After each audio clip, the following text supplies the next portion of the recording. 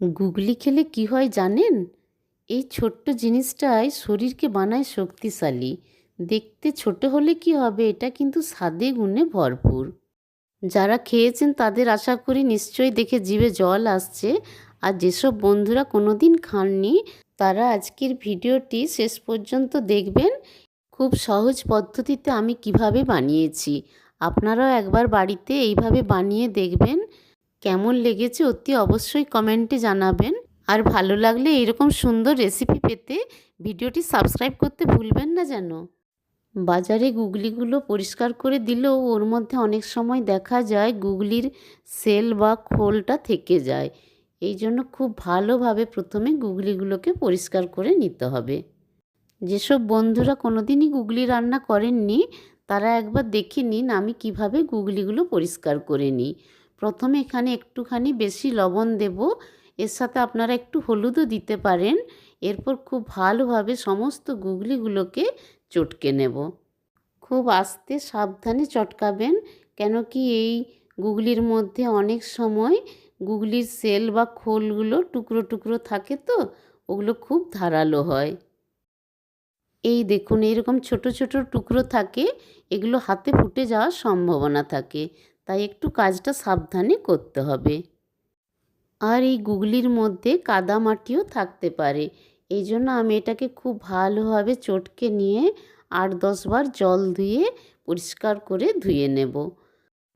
এই দেখুন কতখানি ধারালো দেখেছেন খোলটা। খুব সাবধানে কাজটা করবেন কিন্তু। আমার ভালো করে চটকানো হয়ে গেছে। এরপর আমি 8-10 বার জলটা পাল্টে পরিষ্কার করে ধুয়ে নিয়েছি। এই দেখুন একদম পরিষ্কার হয়ে গেছে। হাফ চামচ লবণ দিয়ে দিলাম এবং হাফ চামচ হলুদ দিয়ে দিলাম। গুগলির সাথে লবণ এবং হলুদ খুব ভালোভাবে মাখিয়ে নিলাম।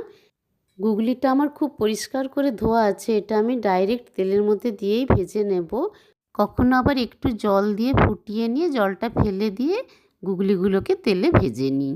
এখানে আমি গুগলি রান্নার জন্য আলু, বেগুন, টমেটো, পেঁয়াজ, কাঁচা লঙ্কা এবং রসুন সমস্ত কিছু ছোট ছোট করে কুচো করে নিয়েছি। সমস্ত গুগলিগুলোকে সর্ষের তেলে ভেজে নেব। গুগলিগুলো ভাজার সময় কিছুটা জল বেরিয়ে আসে। গ্যাসের ফ্লেমটা এই সময় সিমে করে আস্তে আস্তে করে পুরো গুগলিটাকে ভেজে নেব। 2 চামচ পোস্ত এবং 1 চামচ সাদা সর্ষে একসাথে পেস্ট করে নিয়েছি। গুগলিগুলো ভাজা হয়ে এসেছে এবং গুগলির কালারটাও পুরো চেঞ্জ হয়ে গেছে। কত সুন্দর লাল টাইপের কালারটা হয়ে গেছে দেখুন। অপরদিকে আরেকটা কড়াই গ্যাসে চাপিয়ে সর্ষের তেল গরম করে ওখানে পেঁয়াজ কুচি, রসুন কুচি, লঙ্কা কুচি, আলু কুচি, বেগুন কুচি, টমেটো কুচি দিয়ে ভালো করে নেড়ে চেড়ে 2 মিনিটের জন্য একটা ঢাকা দিয়ে দিলাম।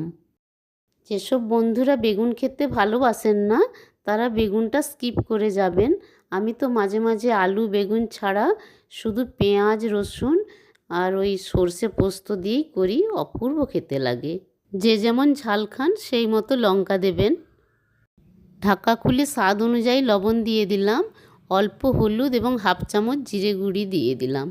সব কিছু ভালোভাবে নেড়ে চেড়ে নিয়ে গুগলিগুলো কড়াইয়ের মধ্যে দিয়ে দিলাম।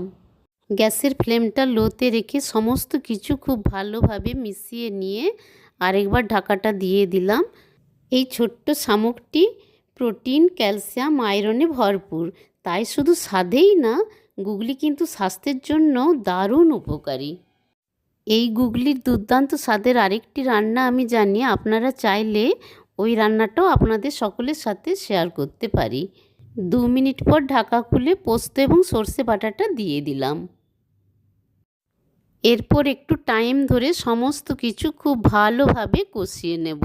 যতটা ভালোভাবে কষাবেন খেতে কিন্তু তত টেস্টি হবে।